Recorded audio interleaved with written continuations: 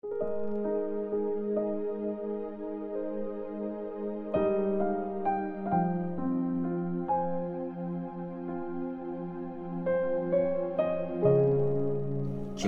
chapter 39. Bumagsak ang Jerusalem. Noong ikasampung buwan ng ikasyam na taong paghahari ni Zedekiah sa Juda, dumating si King Nebuchadnezzar ng Babylonia kasama ang buong army niya at pinaliputan nila ang Jerusalem. At noong ikasyam na araw ng ikaapat na buwan ng ika-11 taon ng paghahari ni Zedekiah, nagiba nila ang ilang parte ng pader ng city. After masakop ang Jerusalem, sama-samang umupo sa middle gate ng city ang lahat ng matataas na officials ng hari ng Babylonia. Kasama dito sina Nergal, Sharezer, Samgar, Nebo, Sarsekim at isa pang Nergal, Sharezer. Nang makita ni King Zedekiah at ng lahat ng sundalo niya ang nangyayari, sinubukan nilang tumakas kinagabihan. Dumaan sila sa garden ng hari, lumabas sa gate na nasa pagitan ng dalawang pader at tumakas papuntang Jordan Valley. Pero hinabol sila ng army ng mga Babylonians at inabutan sa kapatagan ng Jericho. Hinuli si King Zedekiah at ang mga kasama niya at dinala kay King Nebuchadnezzar na nasa Ribla sa lupain ng Hamath. Doon siya hinatulan ni Nebuchadnezzar. Sa Ribla, pinapatay ng hari ng Babylonia sa harap ni Zedekiah ang mga lalaking anak nito, pati ang mga officials ng Juda. Pinadukot ng hari ang mga mata ni Zedekiah. Tapos, kinadena siya at dinalang bihag sa Babylonia. Sinunog ng mga Babylonians ang palasyo ng hari, pati ang mga bahay sa city. Winasak din nila ang mga pader ng Jerusalem. Dinalang bihag ni Nebuzaradan na commander ng mga guard sa Babylonia ang lahat ng mga taong naiwan sa city, pati ang mga kumampi sa kanya. Iniwan ni Nebuzaradan sa Juda ang mahihirap at walang properties. Binigyan pa niya ang mga ito ng mga ubasan at mga bukid. Pinalaya si Jeremiah. Inutos ni King Nebuchadnezzar kay Nebuzaradan, kunin mo si Jeremiah, alagaang mabuti at huwag sasaktan. Ibigay mo kung anong gusto niya. Kaya sinama ni Nebuzaradan ang matataas na officials na sina Nebuchadnezzar, Negar-Sarecer at lahat ng iba pang officials ng hari sa Babylonia. Sinundo nila si Jeremiah sa courtyard ng palasyo at ibinilin kay Gedaliah na anak ni Ahikam at apo ni Shaphan para siguraduhing makakauwi siya ng ligtas sa bahay niya. At nanirahan siya doon kasama ng mga kababayan niya. Pag-asa para kay Ebed-Melech. Habang nakakulong si Jeremiah sa outpost ng mga bantay sa palasyo, sinabi sa kanya ni Lord, puntahan mo si Ebed-Melech at sabihin mo, ganito ang sabi ni Lord na makapangyarihan sa lahat, ang Diyos ng Israel. Gagawin ko ang lahat ng mga sinabi kong pagkawasak laban sa city na ito. Makikita mong mangyayari ang lahat ng ito sa araw na yon. Pero akong si Lord ang magliligtas sa iyo sa araw na yon at di kita ibibigay sa kamay ng mga taong kinatatakutan mo. Siguradong ililigtas kita at di ka mapapatay ng mga kalaban. Mabubuhay ka kasi nagtiwala ka sa akin. Akong si Lord ang nagsasabi nito.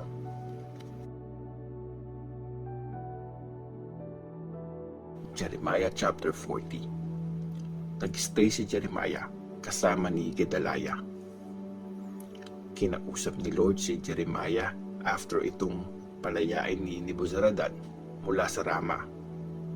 Nakakadena si Jeremiah noon kasama ang mga taga-Juda at taga-Jerusalem na dadalhing bihag sa Babilonya.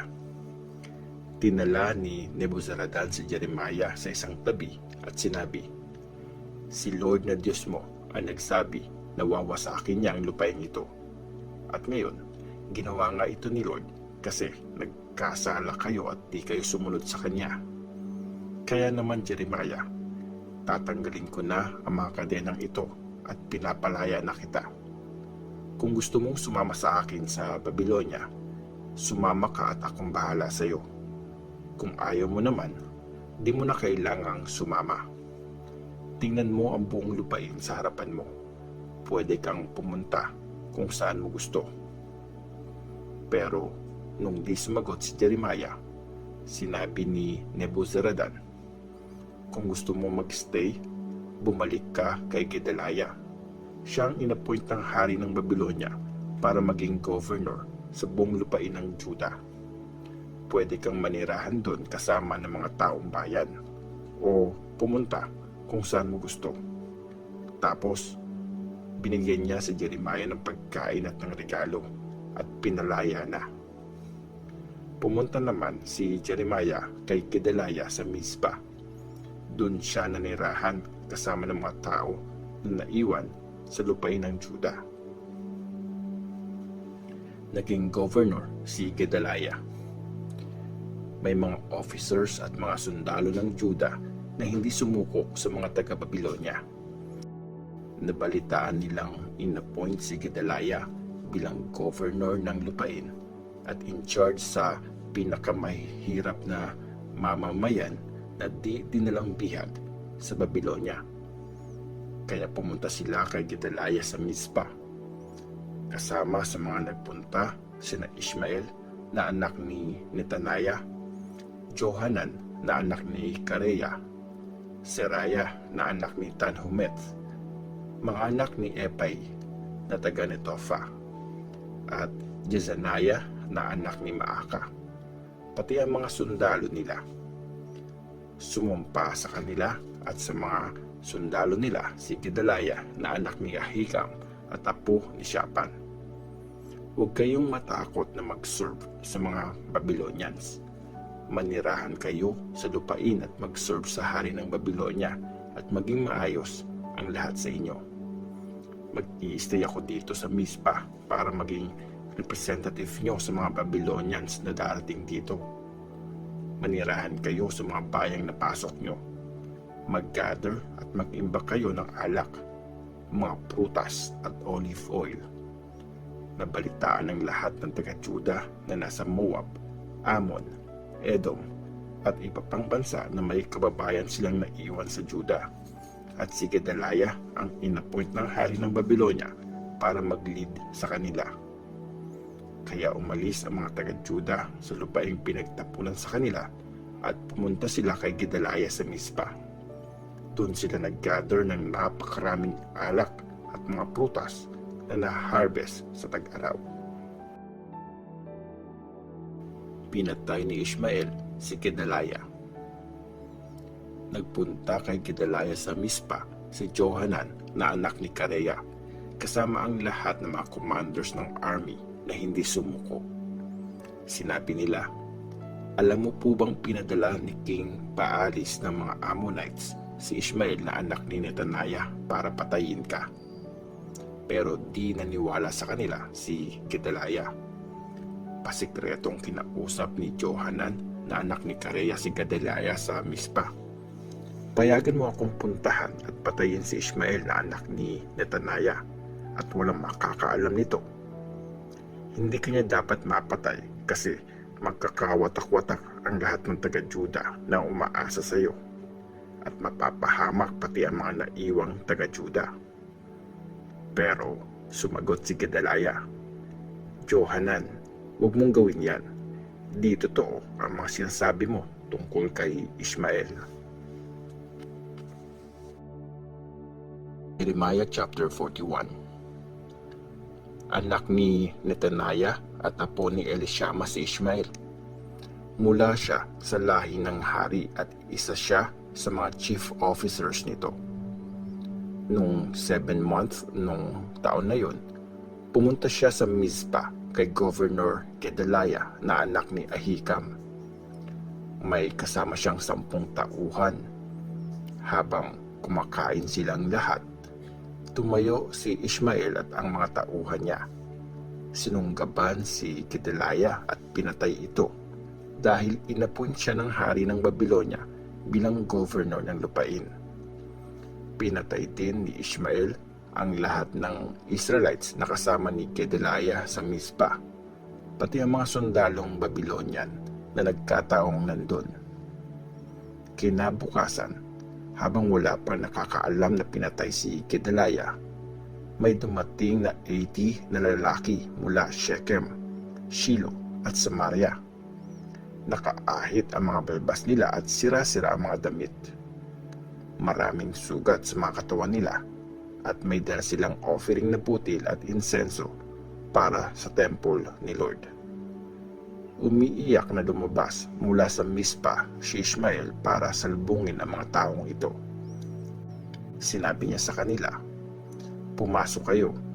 Nandito si Gedaliah na anak ni Ahikam."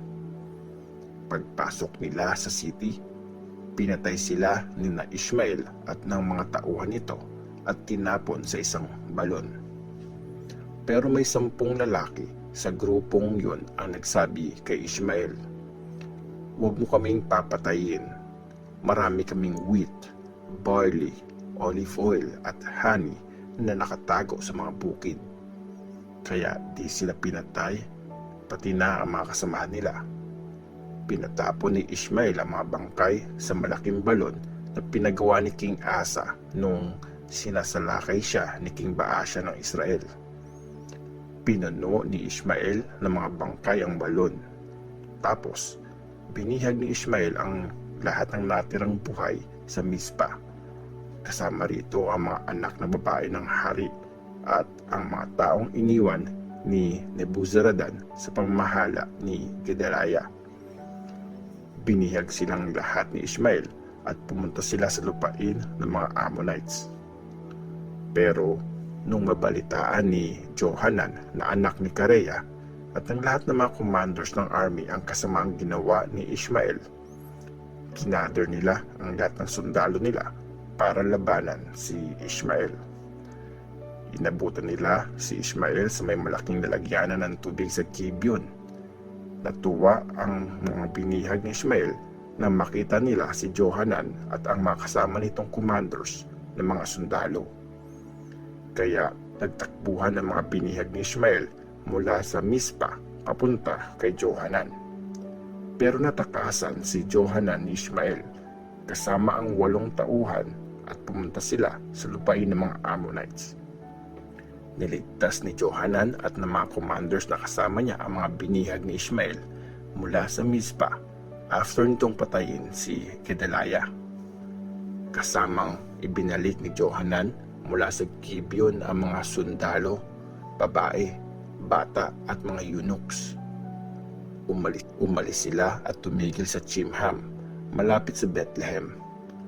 Balak sana nilang pumunta sa Egypt.